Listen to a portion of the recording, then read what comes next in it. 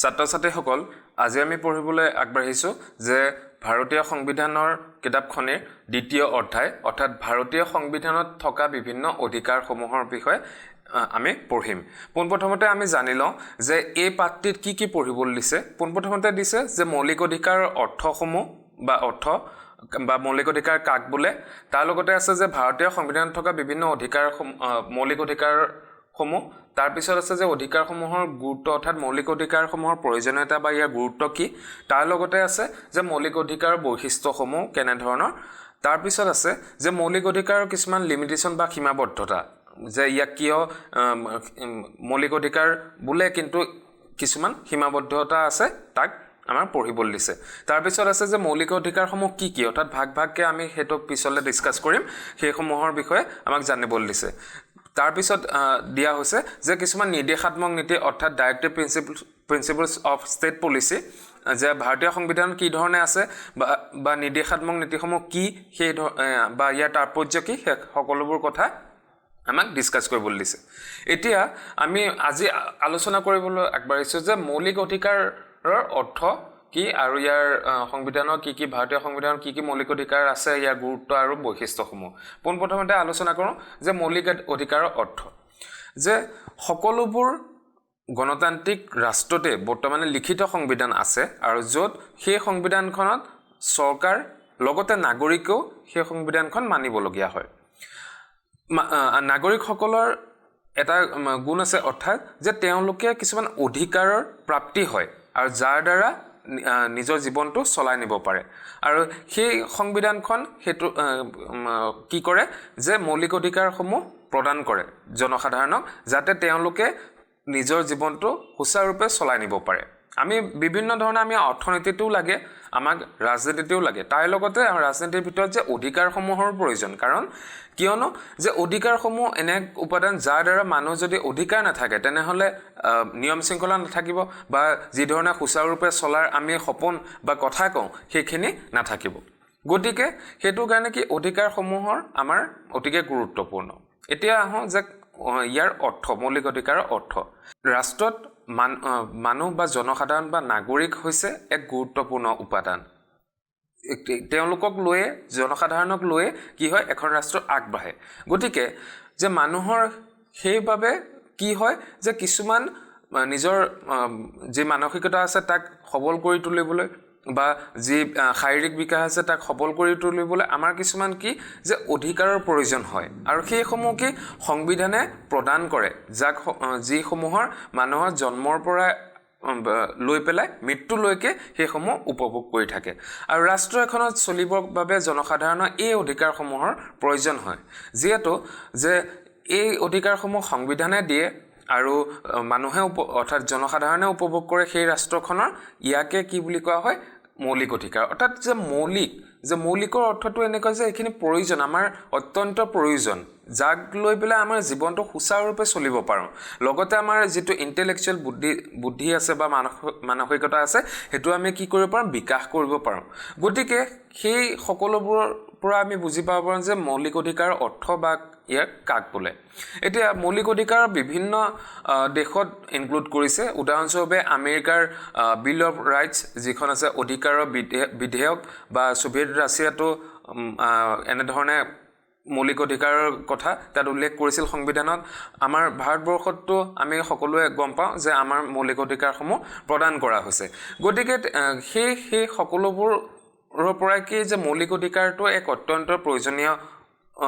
অধিকাৰ, যাৰ দ্বাৰা মানুহে সুচাৰুৰূপে চলিবৰ বাবে কি হয় এইখিনি প্ৰয়োজন হয়। তাৰপিছত যে প্ৰফেচাৰ লাস্কিয়ে কৈছে যে এখন ৰাষ্ট্ৰ বা এখন দেশক তেতিয়া সেই অধিকাৰসমূহ সংৰক্ষণ কৰাৰ পৰাহে জানিব পাৰে। অৰ্থাৎ এক কথাত যদি আমি ক'বলৈ যাওঁ যে ৰাষ্ট্ৰখনে কি অধিকাৰ প্ৰদান কৰি আছে আৰু কি ধৰণে সেইখিনি সংৰক্ষণ কৰি ৰাখিছে, সেই তেতিয়াহে কি আমি ৰাষ্ট্ৰখনৰ বিষয়ে আমি জানিব পাৰিম। গতিকে এইখিনিৰ পৰা আমি গম পাওঁ যে মৌলিক অধিকাৰ সেইখিনি অধিকাৰ যিসমূহ ৰাষ্ট্ৰই প্ৰটেক্ট বা নিয়ন্ত্ৰণ কৰিব পাৰে, অৰ্থাৎ সংবিধানে দিয়ে কিন্তু সেই সংবিধানে আকৌ কি কৰে আনফালে ৰক্ষাও কৰে। আকৌ আনফালে যদি আমি চাওঁ যে সংবিধানৰ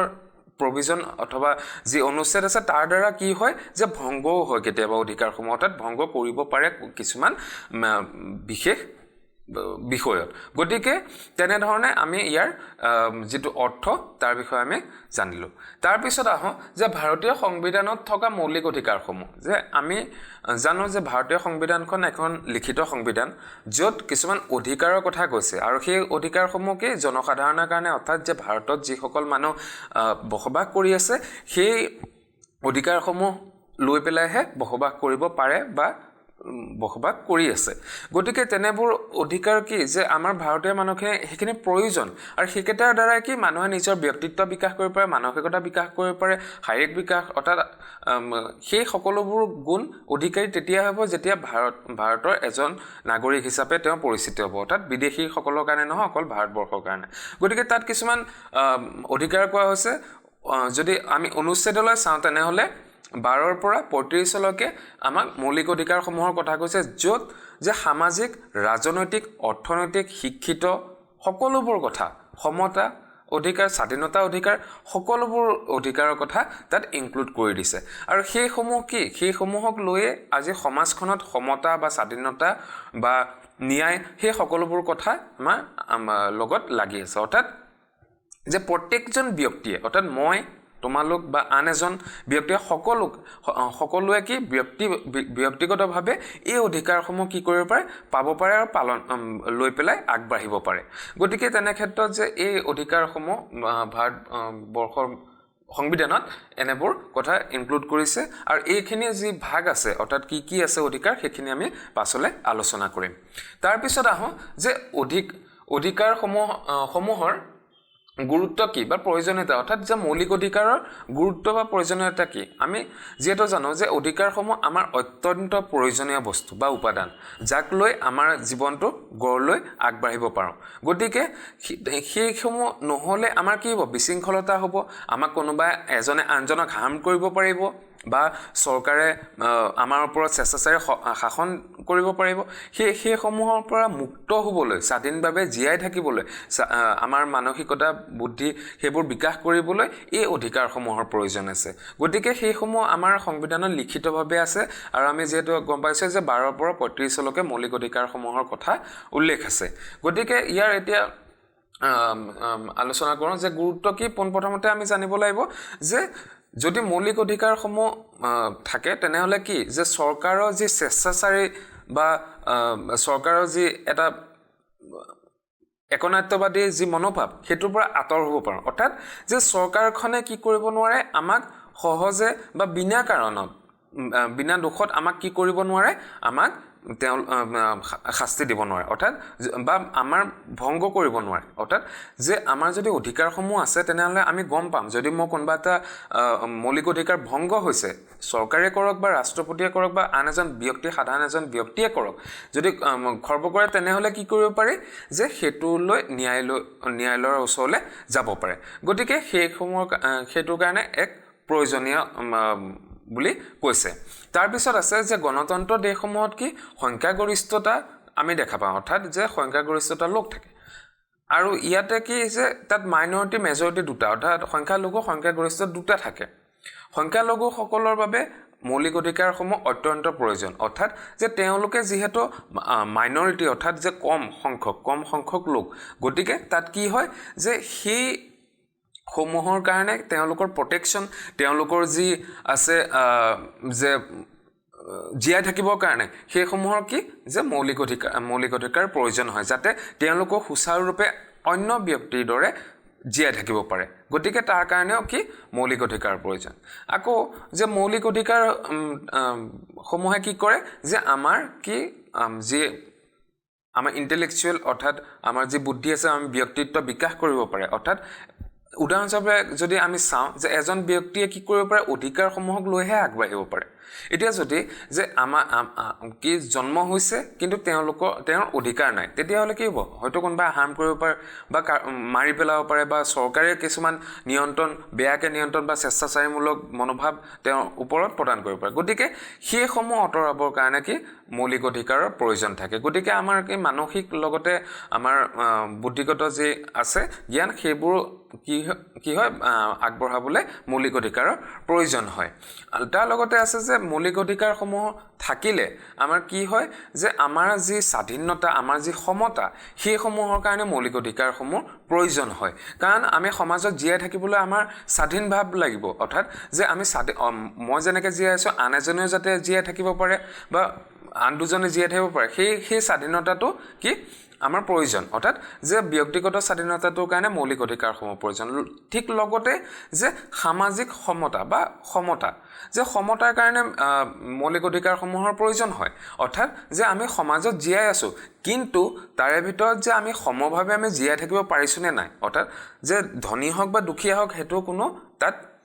মেটাৰ নকৰে, কিন্তু তেনে ক্ষেত্ৰত যে সকলোৱে সমানভাৱে জীয়াই থাকিব পাৰিছে নাই। এজন খুব ধনী মানুহ এজনে যি ধৰণে জীয়াই থাকিব,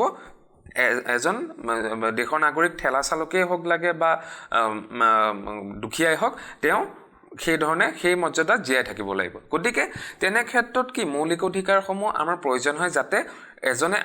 আনজনৰ মৌলিক অধিকাৰসমূহ খৰ্ব কৰিব নোৱাৰে। তাৰ লগতে যে ইয়াত সমতা আৰু স্বাধীনতাৰ বাবে বা সামাজিক ন্যায়ৰ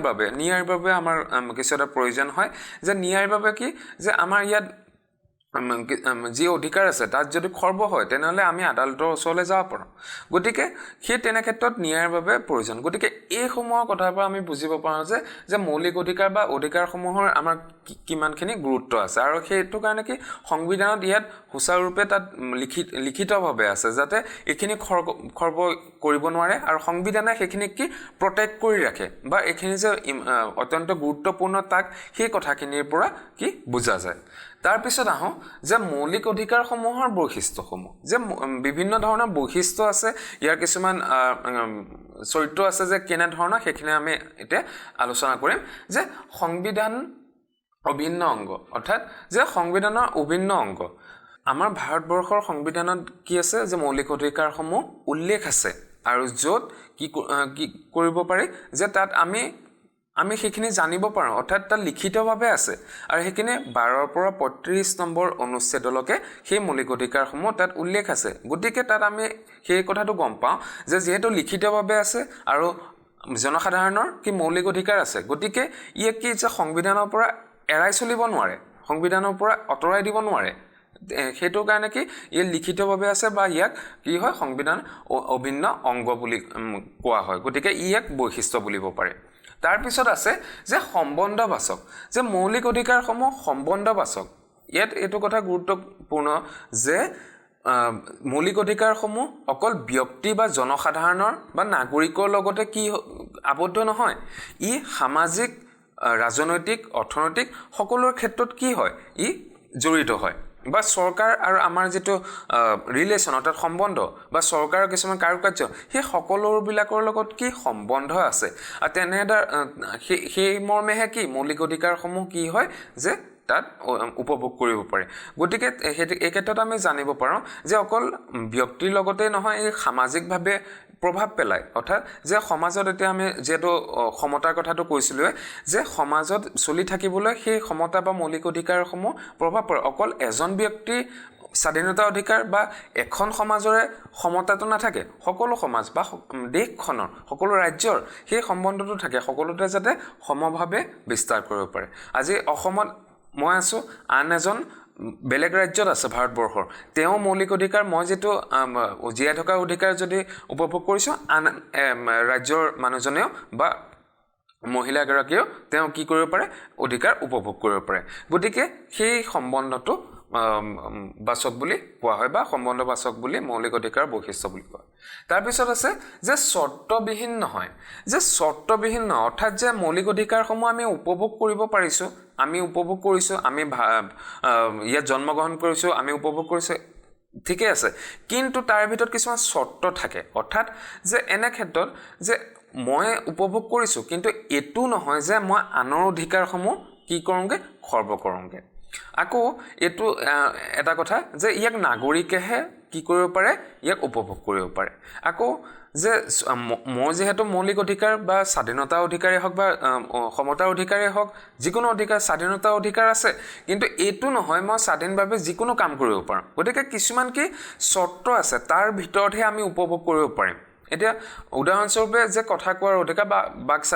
বাক স্বাধীনতাটো সকলো ভাৰতবৰ্ষৰ সকলো নাগৰিককে দিয়া হৈছে কিন্তু এটো কোৱা নাই যে যিকোনো কথা যিকোনো পৰিৱেশত ক'ব যে বাক স্বাধীনতাটো এটো কাৰণে দিয়া হৈছে উদাহৰণস্বৰূপে যে মোৰ যিখিনি কথা আছে মই আদালততে হওক বা অন্য স্থানতে হওক মই যাতে ক'ব পাৰোঁ অৰ্থাৎ যে মই সেইখিনি ব্যাখ্যা কৰিব পাৰোঁ সেইটোৰ কাৰণেহে কি হয় প্ৰয়োজন গতিকে তাত কি হৈছে কিছুমান চৰ্ত আছে তাৰ ভিতৰতহে আমি কি মৌলিক অধিকাৰসমূহ আমি কি উপভোগ কৰিব পাৰিম গতিকে এক বৈশিষ্ট্য বুলিব পাৰে যে তাৰপিছত আছে যে অউলংঘনীয় অৰ্থাৎ যে উলংঘ কৰিব নোৱাৰি অৰ্থাৎ এটোৱে বুজাইছে যে যদি কোনোবাই মৌলিক অধিকাৰ কোনো এজন ব্যক্তিৰ উলংঘ কৰে কি হয় চৰকাৰে হওক বা আন অথৰিটি বা সংগঠনে হওক বা সাধাৰণ ব্যক্তিয়ে হওক তেওঁ যদি উলংঘন কৰে তেনেহ'লে কি হ'ব এনে ক্ষেত্ৰত যে তেওঁ পানিশেবল হ'ব অৰ্থাৎ যে যদি ক্লেম যদি হয় তেনেহ'লে কি তেওঁ পানিশেবল হ'ব এই ক্ষেত্ৰত এটোৱে গম পায় যে মৌলিক অধিকাৰসমূহ এক অত্যন্ত প্ৰয়োজনীয় বস্তু যাক সংবিধানে প্ৰটেক্ট কৰে যাক চৰকাৰে বা ৰাষ্ট্ৰই প্ৰটেক্ট কৰে যাতে প্ৰত্যেকজন ব্যক্তি অকল এজন ব্যক্তিয়ে নহয় প্ৰত্যেকজন ব্যক্তিয়ে যি মৌলিক অধিকাৰ আছে সেইসমূহ উপভোগ কৰিব পাৰিছে নাই আৰু তাক কোনোবাই উলংঘন কৰিছে নেকি বা কোনোবা এজন ব্যক্তিৰ মৌলিক অধিকাৰ উলংঘন হৈছে নেকি তাক সংবিধান বা চৰকাৰ বা ৰাষ্ট্ৰই কি কৰিব পাৰে তাক চোৱা চিতা কৰিব পাৰে আৰু সংবিধান তাক কি কৰে সংৰক্ষণ কৰি ৰাখে গতিকে ইয়াৰ পৰা আমি গম পাওঁ যে মৌলিক অধিকাৰসমূহ কি কৰিব নোৱাৰে যে ভায়োলেট কৰিব বা উলংঘন কৰিব নোৱাৰে যিকোনো অথৰিটিয়ে হওক বা চৰকাৰে হওক আৰু এক বৈশিষ্ট্য তাৰপিছত আছে যে ন্যায় বিচাৰযোগ্য অৰ্থাৎ যে মৌলিক অধিকাৰসমূহ ন্যায় বিচাৰযোগ্য এই কথাটো এটোৱে স্পষ্ট কৰিছে যে মৌলিক অধিকাৰসমূহ যদি কোনোবাই ভংগ কৰে কাৰোবাৰ মৌলিক অধিকাৰসমূহ ভংগ হৈছে যদি তেওঁলোকে ক্লেইম কৰিব পাৰে অৰ্থাৎ যে মৌলিক অধিকাৰসমূহ আমি উচ্চতম ন্যায়ালয় হওক হাইকোৰ্ট সুপ্ৰিম কোৰ্ট দুইটাতে আমি কি যদি আমাৰ ভংগ হয় তেনেহ'লে সেইসমূহ লৈ পেলাই কি কৰিব পাৰোঁ আমি ক্লেইম কৰিব পাৰোঁ গতিকে তেনে ক্ষেত্ৰত আমি এইটো বুজিব লাগিব যে চৰকাৰে হওক বা বেলেগ কোনো অথৰিটিয়ে হওক তেনে ক্ষেত্ৰত কি যে বা ব্যক্তিয়ে হওক তেনে ক্ষেত্ৰত যদি কোনোবাই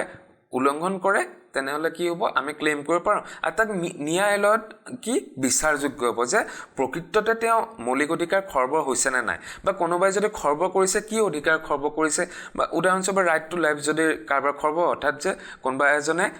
আনজনক মাৰি পেলাইছে তেনে ক্ষেত্ৰত কি যদি ক্লেইম কৰে তেনেহ'লে সেই ক্লেইমটো কি আমাৰ যি আইন আদালত আছে তাত গৈ পেলাই আমি কি কৰিব পাৰোঁ যে কেছ কৰিব পাৰোঁ গতিকে ই এক গুৰুত্বপূৰ্ণ বৈশিষ্ট্য বুলিব পাৰে যে ন্যায় বিচাৰযোগ্য মৌলিক অধিকাৰসমূহ তাৰপিছত আছে যে মৌলিক অধিকাৰসমূহ নাগৰিকৰ বাবে অৰ্থাৎ এইটোৱে বুজাইছে যে যিহেতু আমি ভাৰতবৰ্ষৰ নাগৰিক ভাৰতবৰ্ষৰ জনসাধাৰণ গতিকে আমাৰ যি সংবিধানত মৌলিক অধিকাৰসমূহ দিয়া হৈছে সেইসমূহৰ কি আমি তাতে কি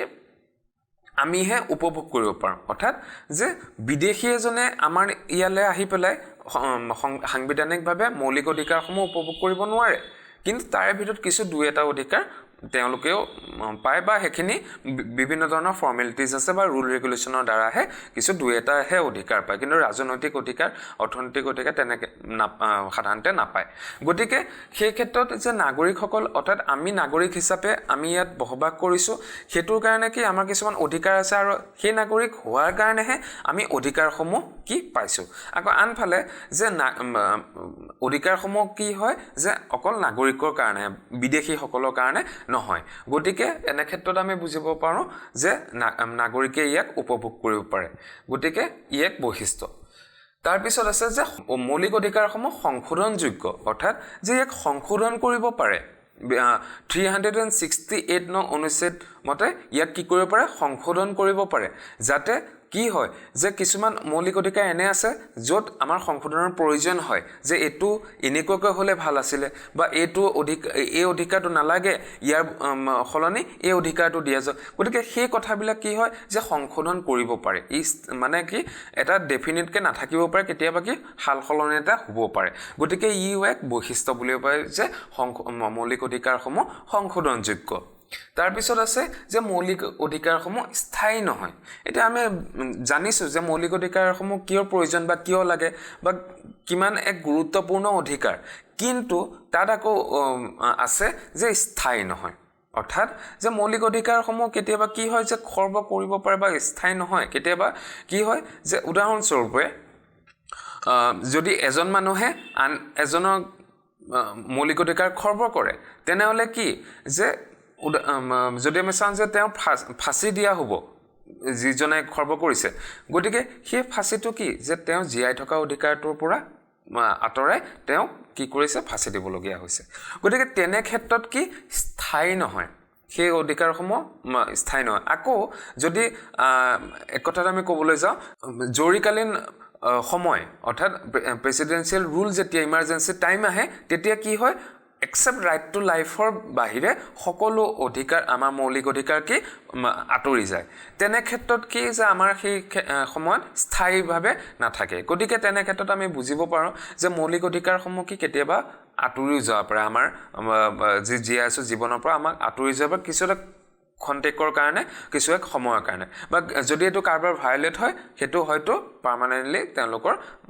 আঁতৰি যাব পাৰে গতিকে ইয়াক স্থায়ী নহয় বুলি ইয়াক বৈশিষ্ট্য বুলি ক'ব পাৰি শেষত আছে যে সংখ্যালঘুৰ বাবে ৰক্ষা কৱচ অৰ্থাৎ যে সংখ্যালঘুৰ কাৰণে ৰক্ষা কৱচ মৌলিক অধিকাৰসমূহ কি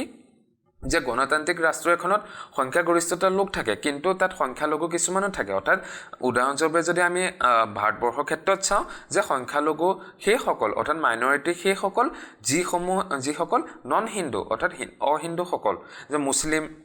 শিখ জৈন খ্ৰীষ্টান সেইসকল গতিকে তেওঁলোকৰ কি তেওঁলোক সংখ্যা অৰ্থাৎ যে কম সংখ্যক লোক আছে সেইটোৰ কাৰণে কি তেওঁলোকক এই মৌলিক অধিকাৰসমূহ প্ৰদান কৰিব লাগিব যাতে তেওঁলোকেও আন সংখ্যাগৰিষ্ঠ লোকৰ দৰে জীয়াই থাকিব পাৰে তেওঁলোকৰ যাতে কোনো যে সমতা অসমতা